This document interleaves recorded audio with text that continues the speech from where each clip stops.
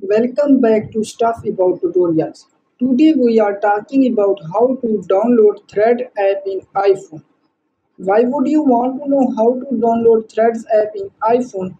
Well, maybe it is your first time using Threads and not sure how to download Threads app in iPhone. So today I am going to show you how to download Threads app in iPhone. Check video description and I will try to leave the written instructions.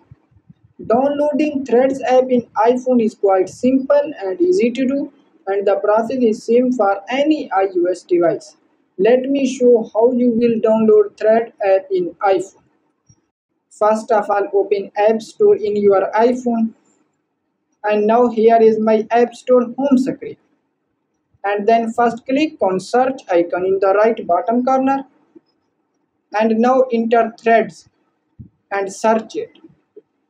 And now in this page open this Threads and Instagram app, and now you can download this app in your device by just clicking on download. I have already downloaded it, so there you go. If you were wondering how to download Thread app in iPhone, that is the easiest way I know. If you know another way, please leave a comment below. Be sure to subscribe for more videos.